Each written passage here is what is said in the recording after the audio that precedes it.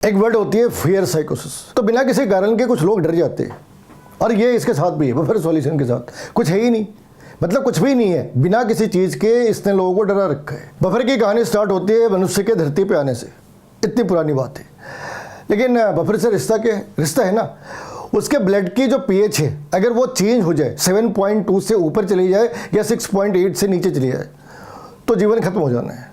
Okay, तो फिर अगर उसने कुछ बहुत ज़्यादा तीखा या कुछ बेसिक सी चीज़ खा ली तो मर जाना चाहिए उसे, हाँ मर जाना चाहिए। लेकिन ब्लड के अंदर केमिकल होते हैं जो बफर की तरह काम करते हैं, यानी जब तुमने थोड़ा एसिड या थोड़ा बेसिक सब्सटेंस खा भी लिया तो वो ब्लड की जो बफर है उसे न्यूट्रलाइज रखती है, उसे उस रेंज के अंदर रखती है जो फेटल ना हो। लेकिन इसका ये मतलब नहीं कि तुम एक्सेसिव कंजप्शन करते चले जाओ और कुछ ना हो।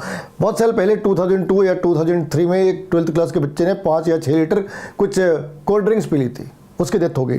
तब आंसर यही था कि उसकी ब्लड की पीएच चेंज हो गई थी, उसने इतने फास्ट कंज्यूम करा था कि ब्लड की पीएच चेंज हो गई। तो ये इतनी पुरानी बात है। मोटी मोटी बात क्या है, pH change has been registered.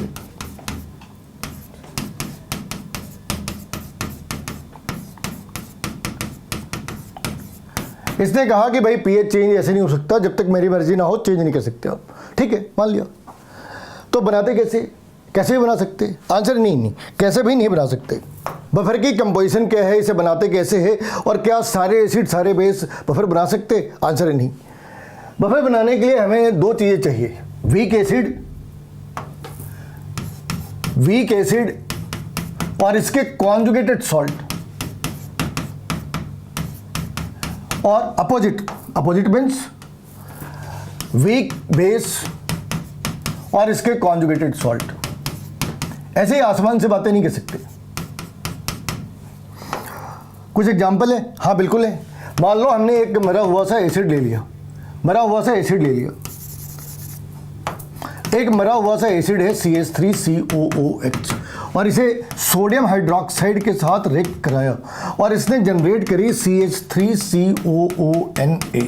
अब हमें इस सिस्टम को ऐसे रखना है कि ये कुछ पार्ट बच जाए। अगर मान लो हमने इसे 1 लिया, ये स्टार्ट में 0 था और बाद में ऐसा हुआ कि ये सारे के सारे रिएक्ट कर गए और इसने 1 बना लिया, ये 0 और ये 0। इस केस में नो बफर, क्योंकि यहाँ पे अब कॉम्बिनेशन नहीं बचा। यहाँ पे सॉल्ट तो है मगर वीकर एसिड नहीं है, उसके कॉन्सेंट्रेशन हो गई 0। ऐसे नहीं चलना। तो फिर होना क्या है? तो होना ये है कि मान लो हमने इसको 2 रखी, T = 0, और हमने इसे 2 ले रखा है, इसे 1 ले रखा है, ये 0 है। अब इसके अंदर ये लिमिटिंग एजेंट है, तो यहाँ पे बच गई 0 और यहाँ पे बच गई 2 - 1 और यहाँ पे फॉर्म हो रखा है 1। अब ये बफर का काम कर रहा, this will act as a buffer, क्योंकि अब यहाँ पे दोनों चीज़ें हैं, वीक सॉल्ट भी है और वीक एसिड भी है। ये एसिड है, ये इसकी कॉन्जुगेटेड सॉल्ट है। ऐसा हम बेस के साथ भी कर सकते हैं। हमने यहाँ पे अमोनियम हाइड्रोक्साइड पकड़ी और इसे सेल के साथ रिएक्ट करा दिया। ध्यान रखना, हर बार एक वीक एसिड है और उसके साथ एक स्ट्रॉन्ग बेस है। यहाँ पे वीक बेस है और ये स्ट्रॉन्ग एसिड है। इस वाले केस में ये वीक एसिड था और ये एक स्ट्रॉन्ग बेस है। तो ये बड़ी कॉन्ट्राडिक्टरी बातें हैं। और कॉन्ट्राडिक्शन क्या है? लेते हुए तो हम वीक एसिड और स्ट्रॉन्ग बेस लेते हैं, या फिर वीक बेस और स्ट्रॉन्ग एसिड लेते हैं, लेकिन सॉल्यूशन के अंदर जो स्ट्रॉन्गर कंपोनेंट है वो 0 होनी चाहिए। अगर सॉल्यूशन के अंदर जो स्ट्रॉन्गर कंपोनेंट है उसकी कोई भी एग्जिस्टेंस रहती है, it can not be called as buffer. तो यहाँ इस कॉन्ट्राडिक्शन का ध्यान रखना है। अब जब हमने ऐसा बना लिया ऐसे, तो इसने क्या जनरेट करा? Ammonium chloride. बात समझ आ रही? तो अमोनियम हाइड्रोक्साइड और अमोनियम क्लोराइड ने मिलके एक बफर बना लिया। लेकिन ये काम कैसे करते हैं? काम करना आसान है। मान लो हम किसी भी एक बफर को पकड़ लेते हैं, CH3COONA। अब ये डिसोसिएट कैसे करेगा? CH3COO नेगेटिव प्लस Na, और इसके साथ में जो इसके साथ का पार्ट है वो क्या है? CH3COOH। ये कैसे डिसोसिएट करना? ऐसे CH3COO negative plus OH, CH3COO negative plus H positive. अब यहां पे इसके प्रेजेंस में इसकी डिसोसिएशन सप्रेस हो जानी है, अदरवाइज ये पार्ट बहुत ज़्यादा हो जाना है। तो अगर इसकी डिसोसिएशन सप्रेस हो गई यानी ये आयनाइज पार्ट नहीं रहना, ये ज़्यादातर अनआयनाइज पार्ट में रहना है। मान लो इस सॉल्यूशन के अंदर तुमने एसिड डाल दी, तो जैसे ही तुमने एसिड डाला वो इस एसीटेट के साथ कंबाइन कर जाना है और इसने जनरेट क्या करना है, CH3COOH। अब ये एसिड तो बना भाई, एसिड तो फॉर्म होगी ना, लेकिन फॉर्म होके भी कुछ खास कर नहीं सकता। ये एसिड तभी है जब तक ये आयनाइज्ड हो। अगर ये आयनाइज्ड ना हो तो ये एसिड नहीं है। इस बात का तुम ध्यान रखना कि अगर कॉन्सेंट्रेटेड H2SO4 भी है और हमने उसे बेंजीन में डाल रखा है, वो एसिड का काम कर ही नहीं सकता। अगर हमने इसे बेंजीन में डाल दी, will not act as acid, will not act as a acid. इनके लिए प्राइमरी चीज है इनका डिसोसिएट होना। अगर हमने डिसोसिएशन के मीडियम में हटा रखे फिर तो कुछ नहीं हो सकता। तो यहां पे भी पूरी कहानी ये है कि ये बन गया, इससे एसिड नहीं है भाई, ये डिसोसिएट भी तो करे, लेकिन वो डिसोसिएट ना करे इसकी अरेंजमेंट हमने पहले से कर रखी है। ये बन तो जाएगा लेकिन डिसोसिएट नहीं कर सकता क्योंकि यहाँ पे एक स्ट्रॉन्गर कंपोनेंट हमने ले रखी है। ठीक है, ये तो हुआ जब हमने एसिड डाल दी, लेकिन हमने जब बेस डाल दी फिर क्या होगा, कोई बात नहीं। अगर हमने बेस डाल दी, ये इसके H के साथ कंबाइन कर लेगा, क्या बनेगा, H2O। और अगर H2O बन भी गया तो इसने pH को कुछ अफेक्ट करना है क्या, इससे pH पे कोई फर्क आना है, नहीं आना है। तो यहाँ पे ये अपना मतलब अगर हमने एसिडिक बफर बना रखी है, बेसिक बफर बना रखी है, एसिडिक बफर और बेसिक बफर ये इस बात को इंडिकेट करते हैं कि हमने वीकर कंपोनेंट कौन सा ले रखा था। ये वीकर कंपोनेंट को रिप्रेजेंट करते हैं। अगर एसिड मरा हुआ था तो उसने एसिडिक बफर बनाई, अगर बेस मरा हुआ है अमोनियम हाइड्रोक्साइड तो उसने बेसिक बफर जनरेट करी। इनके काम करने का तरीका तुम्हें बता दिया। तो यहां पे सवाल ही 3 तरह के होते हैं, इसमें से किसने बफर बनाना है, कौन सा बंदा बफर बना सकता है। उसके बाद इसकी दूसरी बात आती है pH के ऊपर। थर्ड पार्ट में कह सकते हैं बफर कैपेसिटी, बफर कैपेसिटी। बस ये 3 चीजें हो। अब क्या होता है, बच्चों ने कभी बनाया नहीं, जमाने से किसी ने कहा, पड़ोसी के भाई ने कहा कि बफर बहुत मुश्किल है। अच्छा, उसे किसने बताया था, उसे भी किसी चाचा के, नाना के, मतलब दादा के बच्चे ने या पोते ने, किसी ने बताया था। किसी ने बनाया क्या, NCERT में देखा क्या ना, टाइम ही नहीं मिला, किसी ने देखा ही नहीं है। बस ये जनरेशन वाइज चली आ रही है, बहुत मुश्किल है। काहे का मुश्किल है, तुमने पढ़ा नहीं, तुम्हें मालूम नहीं कि सवाल कौन से, मुश्किल कैसे होगी। तो यहाँ पे बफर कौन से बना सकते हैं, और जो pH है इन सब में क्या है, इसकी बड़ी कमाल की चीज़ है, इन सब में फॉर्मूले भी एक है। एक फॉर्मूला यहाँ पे है, एक फॉर्मूला यहाँ पे है और एक डेफिनेशन है। इतनी बात है। अब pH निकालने का जो फॉर्मूला है, तो pH निकालने के फॉर्मूले भी एक, जो हेंडरसन इक्वेशन है वो तो ये है, pH is equal to pKa plus log concentration of base by conjugated base by acid, conjugated base by acid. लेकिन अगर हमें POH निकालना हो तो K की जगह Kb कर दी, और यहाँ पे एसिड की जगह, यहाँ पे जो कॉन्सेंट्रेटेड सॉल्ट है वो तो रहना है, एसिड की जगह बेस लिखना है। इतना ही काम करना है। तो यहाँ पे दे रखा है conjugated acid divided by base, तो यहाँ पे ये काम हो जाना है। इस वाली केस में कुछ फर्क ही नहीं है, एक प्लस का साइन है। अब लोग क्या करते हैं, जिम्नास्टिक करने लग जाते हैं, कहते हैं जी हमने इसको प्लस को हटा दिया, तो भाई प्लस को हटा दिया इसे उल्टा कर दो, प्लस को हटा दिया तो उस वाली साइड को उल्टा कर दो, क्यों इतना परेशान हो रहे। और जब चीज़ें आसानी से सॉल्व हो सकती है तो माइनस से कोई लगाव है क्या, ऐसी क्या एफिनिटी है माइनस के साथ, प्लस भी रहने दो, क्या तकलीफ है, आसान है ना, सिंपल सी बात है। अब इस केस में देखो, अगर कभी ये कॉन्सेंट्रेशन 1 हो जाए तो pH is equal to pKa। Buffer के साथ एक कंडीशन है, बफर के साथ कंडीशन ये है कि जो बफर सॉल्यूशन है can not ionise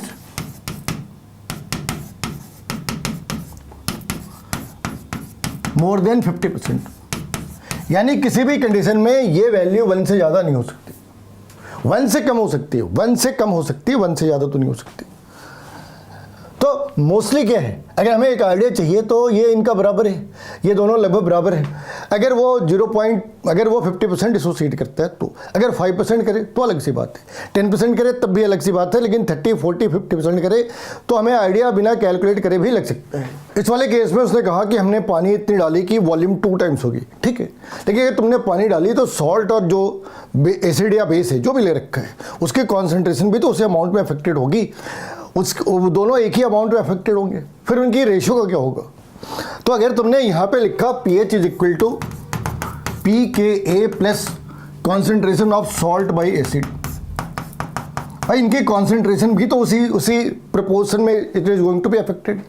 if they are going to be affected in the same proportion then this log is going to be same, this log, let it be log x, or in second case it is going to be log x dash, and we know that x is nearly equal to x dash. So very slight differences is there between x and x dash, so pH is nearly equal to pKa, or we can say that marginally it is going to be changed, so first is the right answer. First is the right answer in this case. इस वाली case में हमने इसी चीज़ का ध्यान रखा कि अगर तुमने पानी डाल के वॉल्यूम दुगनी कर दी तो भाई वही इम्पैक्ट तो सॉल्ट के कॉन्सेंट्रेशन पे, ऐसा नहीं हो सकता कि सॉल्ट की कॉन्सेंट्रेशन तो हाफ हो गई लेकिन एसिड की कॉन्सेंट्रेशन सेम रहेगी, ऐसे कैसे हुआ? एक ही कंटेनर के अंदर है, कंटेनर तो एक ही है ना, तो सॉल्ट की जो कॉन्सेंट्रेशन होगी वही एसिड की भी होनी है, जो भी अफेक्ट आना है तो उनका रेशियो एक जैसा रह जाना। अब यहाँ पे इन्होंने एक वर्ड लिखी है आइडेंटिकल, कह रहे हैं आइडेंटिकल है, सभी को मिक्स कर दिया जो रेशियो दे रखी है, तो इनमें से कौन सा बफर बना सकते हैं?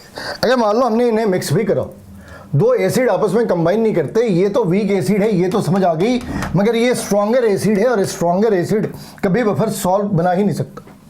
ये स्ट्रॉन्ग बेस है ये भी बफर नहीं बना सकता, ये स्ट्रॉन्ग एसिड है ये भी बफर नहीं बना सकता। तो बफर बनाने के लिए एक वीक एसिड और इसका सॉल्ट है, कॉन्जुगेटेड सॉल्ट, तो फोर्थ सही आंसर है। अब एक वर्ड यूज करते हैं बफर कैपेसिटी, और इसके साथ ही बफर रेंज भी यूज करते हैं, बफर कैपेसिटी और बफर रेंज। तो बफर कैपेसिटी का क्या मतलब है? सपोज अपने पास एक कंटेनर है कुछ इस तरीके का, इसके अंदर एक बफर सॉल्यूशन है, ठीक है, और हमने ये फाइंड आउट करना है कि इसकी जो कैपेसिटी है वो कितनी है। तो हमने क्या करा, इसके अंदर मान लो 5 मोल्स हमने एसिड या बेस डाल दिए, और इसके कारण पीएच के अंदर 2 यूनिट का चेंज होता है, पीएच के अंदर 2 यूनिट का चेंज होते हैं। तो 5/2 यानी कि 2.5 इसकी बफर कैपेसिटी है, 2.5 इसकी बफर कैपेसिटी है। इतना आसान सा काम है। जितनी ज़्यादा बफर कैपेसिटी होगी उसमें पीएच के चेंज होने के चांसेस उतने कम हैं, और अगर बफर कैपेसिटी कम है तो हमने थोड़ा ऐड करा और पीएच के अंदर ज़्यादा विजिबल चेंजेस दिख जाने हैं। अब ये कह रहा है कि इनमें से किसके अंदर सबसे ज़्यादा बफर कैपेसिटी हो सकती है, तो जो स्ट्रॉन्गर कंपोनेंट है हम उसे बाहर निकाल दे। ये स्ट्रॉन्गर कंपोनेंट है, ये स्ट्रॉन्गर कंपोनेंट है, इसे बाहर निकाल दे। अब अपने पास 2 वीक रह गए। अगर अपने पास 2 वीक एसिड्स हैं तो बफर कैपेसिटी कैसे निकाले? यहाँ तो कुछ डाटा इसने दे ही नहीं रखा। अगर इसने कोई डाटा प्रोवाइड नहीं कर रखा है तो एक चीज़ का ध्यान रखते हैं कि बफर कैपेसिटी का मतलब है कि directly proportional to volume, directly proportional to molarity. जितनी ज़्यादा मोलैरिटी होगी उतनी ज़्यादा उसकी बफर कैपेसिटी हो सकती है।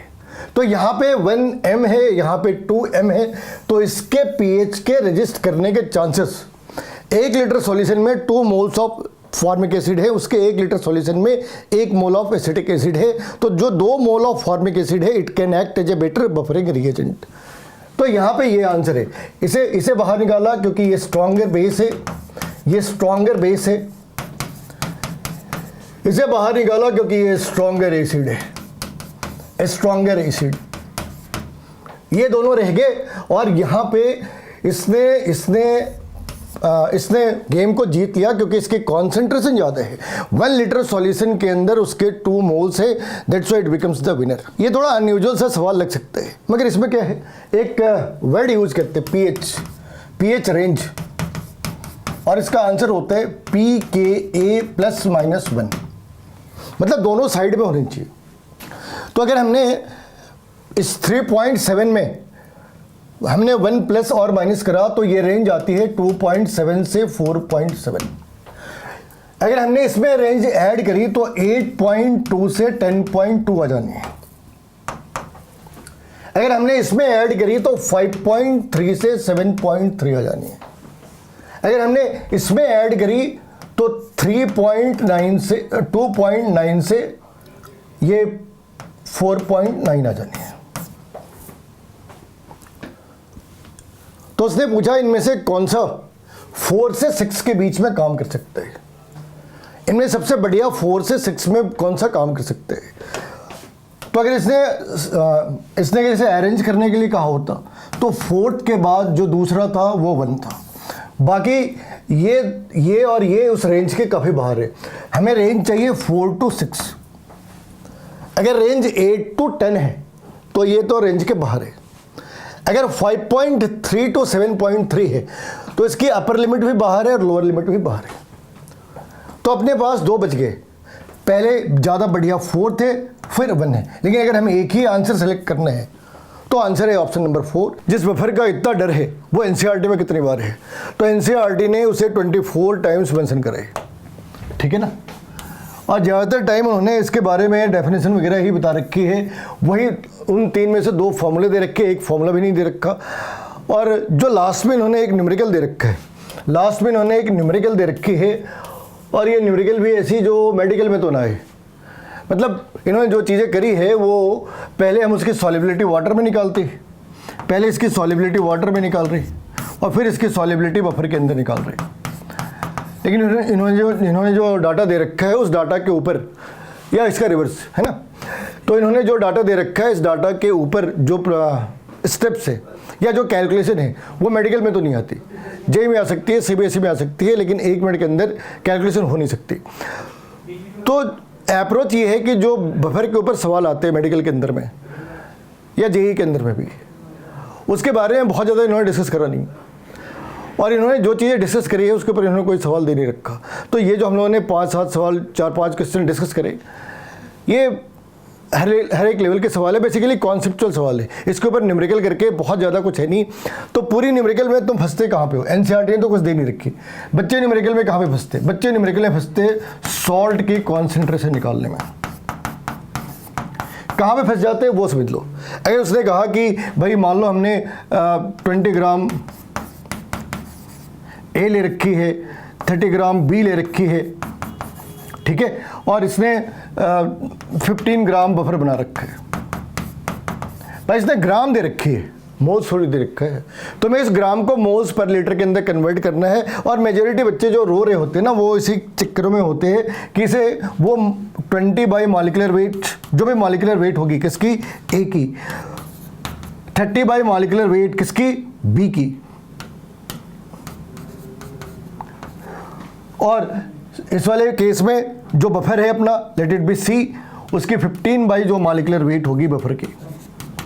और ये सब करने के बाद हमें इसके वॉल्यूम से डिवाइड करना है, और volume should be in litre. तो इसमें कुछ लॉजिक नहीं है, मतलब बहुत कॉम्प्लिकेटेड कॉन्सेप्ट नहीं है, लेकिन हाँ बस हमें ये करना होता कि ये चिंदी टाइप के जो कैलकुलेशंस होते हैं ये करने होते। अगर मान लो उसने सिर्फ ग्राम में दे रखा है तो तुम्हें सिर्फ सॉल्ट बाई एसिड की कॉन्सेंट्रेशन, अभी लॉग वगैरह नहीं ले रखी है, इसे ही करने में तुमने पहले मोल निकाली और फिर मोल को तुमने लीटर में कन्वर्ट करा और ये फिर नीचे करा एसिड के लिए। तो ये क्या है, स्टेप्स ज़्यादा हो जाते हैं, चिंदी से कैलकुलेशन होते लेकिन होते तो है। तो ये सारी कहानी थी बफर की, जिससे लेके समाज के अंदर, सोसाइटी के अंदर, बच्चों के अंदर एक डर सा है। अगली वीडियो किसी और टॉपिक के ऊपर, बफर के ऊपर एक कॉम्प्लिकेटेड सा सवाल। एक्चुअली बफर के ऊपर कोई कॉम्प्लिकेटेड सवाल है ही नहीं, मगर अगर हो सकता तो शायद ऐसा हो सकता। बहुत ही आसान सी चीज़ें हैं, तुम्हें इस बात को समझना है कि इसने पूछा क्या। इसने एक कहानी से बनाई कि एक बफर सॉल्यूशन क्रिएट करा, इसने तुम्हें खुद ही कह दिया बफर सॉल्यूशन है, अगर नहीं कहा होता तो थोड़ी ज़्यादा मुश्किल थी, लेकिन इसने तुम्हें खुद ही कहा कि एक बफर सॉल्यूशन है, ठीक है तो भाई साहब आप उसके OH नेगेटिव की कॉन्सेंट्रेशन बता दें कितने में इन 1 लीटर, ठीक है। भाई हम ऐसे भी जब मोलैरिटी लिखते तो मोलैरिटी में जो रेफरेंस है वो तो 1 लीटर ही होता, तो कौन सी अलग से बात कर रहे हैं। अगर आप यहाँ पे 2 लीटर कहते तो समझ आते, 200 ml कहते तब भी समझ आते, लेकिन अगर आप 1 लीटर कहा तो ये जो मोलैरिटी है ये तो 1 लीटर ही इंडिकेट कर रही ना। तो बस आपने ऐसे बातें लिखी है, उसका कुछ बहुत ज़्यादा सेंस है नहीं। लेकिन अगर हमने pH निकालना है तो क्या लिखा भाई, pKa plus log salt by acid, salt by acid. अब इस वाली केस में क्या हुआ भाई, पी के दे रखा है, पी के दे रखा है, पी के दे रखा है कितना 5 प्लस लॉग। सॉल्ट की कॉन्सेंट्रेशन कितनी है, सॉल्ट की कॉन्सेंट्रेशन है 0.15 और एसिड की कॉन्सेंट्रेशन कितनी है 1.5। तो ये पूरी पार्ट कितनी आ गई, ये पूरी पार्ट आ गई 5 प्लस लॉग 0.1 और 10⁻⁻1। जब तुमने इसे सिंप्लीफाई करा तो ये आ गई 5 - 1 4। अगर pH 4 है तो POH कितनी होगी 10, और अगर POH 10 है तो OH नेगेटिव की कॉन्सेंट्रेशन कितनी होगी 10⁻⁻10। और ये 1 लीटर का कॉन्सेप्ट पहले बताया कि अगर मोलैरिटी लिख रखी है तो बाय डिफॉल्ट ये 1 लीटर में है। अगर 200 ml बोला होता, 262 मतलब कुछ भी बोला होता 1 के अलावा, तो हम यहाँ पे मैनिपुलेट कर सकते थे। अभी कुछ भी करने की जरूरत नहीं। लेकिन मामला है कि इसने पूछा नंबर, ये तो कॉन्सेंट्रेशन है, नंबर कैसे निकाले? तो लिख सकते हैं ना, this number of this multiplied by Na। अगर नंबर निकालना है, ये मोल्स है, दिस इज द मोल्स, हम इसे लैंग्वेज में लिख सकते हैं दिस मोल्स इन 1 लीटर। लेकिन उसने मोल्स के लिए पूछा नहीं, उसने नंबर का पूछे, तो आप मोल्स में Na से मल्टीप्लाई कर दे। इसकी एटोमिसिटी कितनी है 1, तो इतनी आने हैं। अगर इसकी एटोमिसिटी 2 होती मान लो, तो हम इसे 2 से मल्टीप्लाई करते हैं, मगर वो एक हाइपोथेटिकल सी केस है। इस वाली केस के अंदर 10⁻⁻10 Na है, बस ये इतना ही है।